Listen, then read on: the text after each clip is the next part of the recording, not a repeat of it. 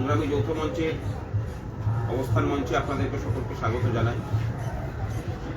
আপনারা সকলেই জানেন যে আমাদের যে দাবিতে লড়াই চলছে, এই রাজ্যের 6 লক্ষ শূন্য পদে স্বচ্ছতার সাথে যাতে এই রাজ্যের ছেলেমেয়েরা কাউকে ঘুষ না দিয়ে চাকরি পেতে পারেন, অস্থায়ী কর্মচারীদের যেন সুষ্ঠুভাবে বেঁচে থাকার মতো করে একটা বেতন কাঠামো তৈরি করা যায়, তাদের মধ্যে যাদের যোগ্যতা আছে তাদের স্থায়ীকরণ করা, স্থায়ী কর্মীদের 36% মহার্ঘ ভাতা বকেয়া, সেই বকেয়া সমস্ত মিটিয়ে দেওয়া এবং প্রতিহিংসামূলক বদলি বন্ধ করতে হবে।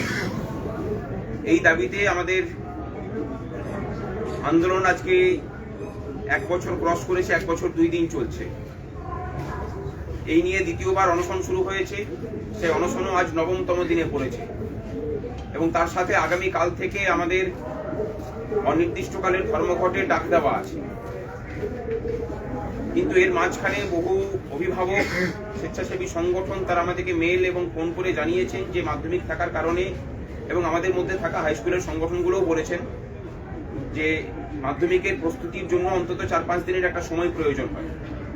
যেহেতু লাগাতার ধর্মঘটের দিকে আমরা যাচ্ছি, সেই জন্য তাদের সকলের কথা মাথায় রেখে আমরা বিচার বিবেচনা করে আগামী কাল থেকে যে ধর্মঘট, সেই ধর্মঘটকে আমরা পিছিয়ে মার্চের প্রথম সপ্তাহে নিয়ে যাচ্ছি। যখন মাধ্যমিক এবং উচ্চ মাধ্যমিক শেষ হয়ে যাচ্ছে, তখন থেকে লাগাতার ধর্মঘট আমরা শুরু করব এবং আগামীকাল গোটা রাজ্য জুড়ে আমাদের অনশনকারীদের সমর্থনে রাজ্যের সমস্ত সরকারি কর্মচারী, শিক্ষক, শিক্ষিকা সহ চুক্তিভিত্তিক কর্মচারীরা তারা কালো ব্যাজ ধারণ করে অফিস করবেন এবং তারই সাথে তারা সারা দিন ধরে এদের সমর্থনে প্রতীকী অনশনে যোগদান করবে এবং যারা ধর্মঘটের জন্য অলরেডি প্রস্তুত হয়ে আছেন তারা এসে পরে ওনাদের সাথে সহমর্মিতা জানাতে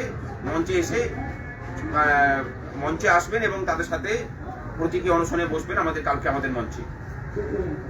এবং এরই সাথে আমরা এটাও ঘোষণা করছি যে এই যে অনশন মঞ্চ আমরা এতদিন থেকে অনশনে এখানে আছি, সরকারের টনক নড়েনি, এই অনশন মঞ্চকে আমরা নবান্নের সামনে নিয়ে যাওয়ার জন্য পুলিশের কাছে আবেদন করছি।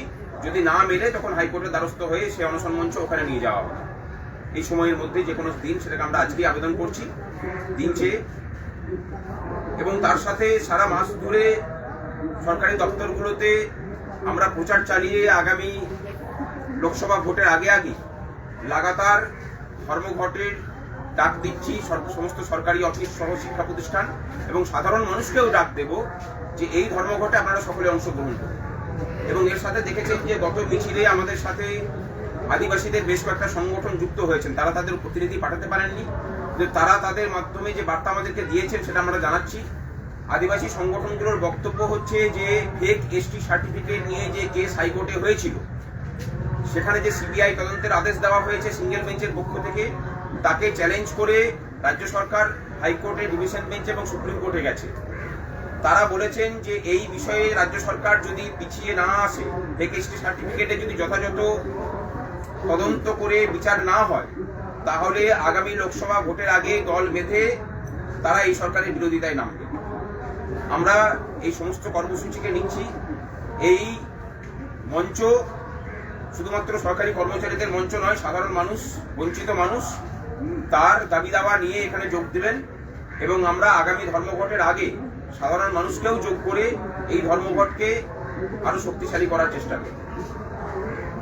আর অনশন কর্মসূচি যেমন চলছে সেরকম চলবে। আমরা এই অনশন কর্মসূচিকে আবার নবান্নের সামনে স্থানান্তরিত করার চেষ্টা করব।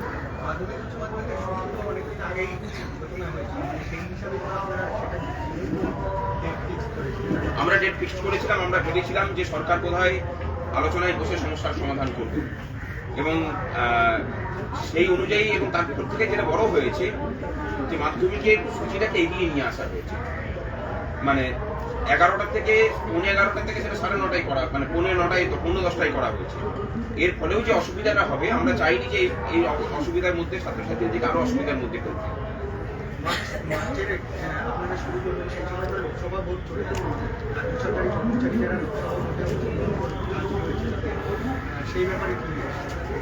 যেটুকু খবর আছে যে মার্চের প্রথম সপ্তাহে হয়তো লোকসভা ভোট ঘোষণা হবে না। লোকসভা ভোট ঘোষণা হওয়ার আগে পর্যন্ত তো আমরা ধর্মঘট করতেই পারি এবং সেটা লাগাতারই হবে।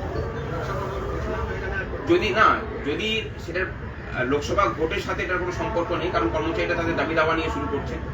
ভোট ঘোষণা হয়ে গেলে পরে আমরা তো আমাদের দাবিটা তো তার আগে থেকেই চলছে। লোকসভা ভোট ঘোষণা হয়ে যাওয়ার আগে থেকে আমরা ধর্মঘট শুরু করছি। সুতরাং আমরা তখন নির্বাচন কমিশনকে বলবো যে আমাদের এই দাবি নিয়ে আমাদের ধর্মঘট চলছে, এই বিষয়ে আপনারা হস্তক্ষেপ করুন। দাদা, গতকাল নরেন্দ্রপুর স্কুলে যেভাবে স্কুলে ঢুকে শিক্ষকদের উপরে মারধরের ঘটনা এবং পাশাপাশি একই স্কুলে একটা অষ্টম শ্রেণীর ছাত্রীর উপর নির্যাতনের ঘটনা ঘটল, শিক্ষাঙ্গন কলঙ্কিত হলো। আপনাদের পক্ষ থেকে আপনারা কি বলবেন? আপনাদের তো প্রতিনিধিটা গেছিল। দেখুন, বিষয়টা হচ্ছে যে এই রাজ্যের আমরা যেটা বারবার করে বলছি যে শিক্ষক কর্মচারী সহ সাধারণ মানুষের নিরাপত্তা এখানে বিঘ্নিত এবং কারোর নিরাপত্তা নেই। এখানে সরকারি কাজ করছেন তিনি, তার উপরে যদি বিনা প্ররোচনায় এইভাবে হামলা হয়, একটা সরকারি কর্মচারী আধিকারিক তারা ডিউটি করছেন সেই অবস্থায় হামলা হচ্ছে, তাহলে এখানে সুরক্ষিত কে?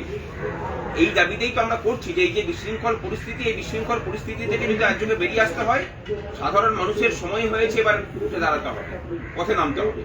আর যে ঘটনা ঘটেছে সেই ঘটনার আমরা নিন্দা করছি, আমরা তার পাশে আছি সমস্ত শিক্ষক শিক্ষিকাদের, এবং সরকারের কাছে দাবি করছি যে এই বিষয়ে যদি উপযুক্ত পদক্ষেপ গ্রহণ না করা হয় তাহলে হয়তো আমরা এটাকে নিয়ে আদালতের দ্বারস্থ হব।